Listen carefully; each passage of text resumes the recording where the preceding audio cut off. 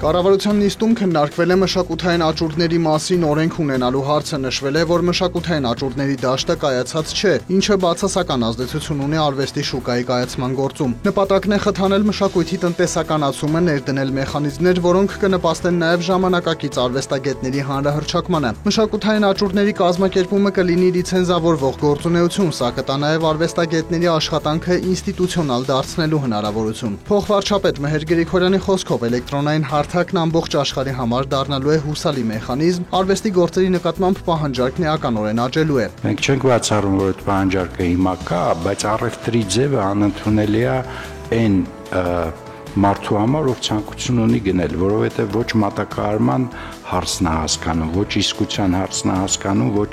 վճարման եւ գնագոյացման։ Իսկ այս պարագայում մենք ինտեգրվում ենք գլոբալ շուկային։ Նախարար Ժաննա Անդրեասյանը տեղեկացրել է, որ թանգարանների համար 2 տարում ավելի քան 60 միլիոն դրամի 30 մշակութային արժեք է ձեռք բերվել։ Միջազգային համաձայնագրով վերակառուցման եւ զարգացման Եվրոպական բանկի 9.1 միլիոն դոլարի դրամաշնորհը կուղղվի բնապահպանական ծրագրերին։ Կառավարությունն ընդունել է որոշում Հայաստանի համար ռազմավարական նշանակություն ունեցող ապրանքների, սև եւ գունավոր մետաղների եւ դրանցից արտադրվող արտադրատեսակների արտաքին առևտուրը կանոնակարգելու, ինչպես նաեւ տեղական մետալուրգիական եւ մետաղամշակման ձեռնարկությունների կողմից առավել բարդ ապրանքներ արտադրելու նպատակով պետական աջակցություն ցուցաբերելու համար։ Առաջարկվում է պետական օժանդակության հետեւյալ գործիքը։ Գնորդ կողմին պետությունը ֆինանսապես աջակցելու է, որպեսզի տվյալ արտադրանքը ձեռք բերեն տեղական արտադրող վաճառողից։ Այսպիսով նախատեսվում է օժանդակություն տրամադրել Հայաստանի տարածքում գործող եւ լիցենզավորված բանկերից կամ վարկային կազմակերպություններից ստացվող նպատակային վարկերի տոկոսադրույքի 10%-ի չափով սուբսիդավորման ձևով եւ այն տնտեսվարողներին, որոնք Հայաստանում ձեռք կբերեն տեղական արտադրության վերոնշյալ արտադրատեսակների առաջին փուլում ստացված արտադրանքները։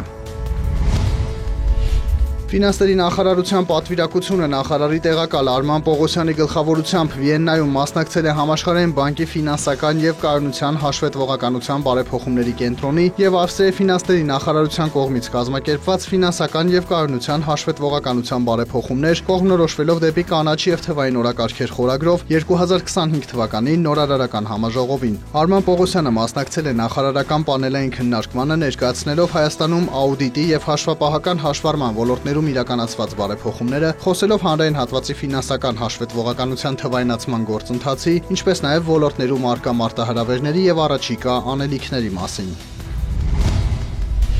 Պետություն համայնք գործակցության ամենաստացված նախագծերից մեկը Արմաթ ճարտարագիտական աշխատանոցը հերթական կենտրոններն է բացել Արմավիրի մարզի Աղավնատուն եւ Մեծամոր բնակավայրերում։ Նորաբաց 2 աշխատանոցները ստեղծվել են բանկերից մեկի միջոցներով։ Խմբավարների վարձատրությունը պետությունն է ստանձնել, իսկ թիմերը հանձն են առել գույքի պահպանման ծախսերը։ Արմաթն իր արչեւ խնդիր է դրել տարեկան 5000 մրցունակ ճարտարագետ պատրաստել թե ներսի, թե դրսի աշխատաշուկայի համար։ Սա մի վայր է, որտեղ դպրոցականները բարձր տեխնոլոգիական կրթություն կստանան։ Եթե դպրոցում լավ չսովորեք,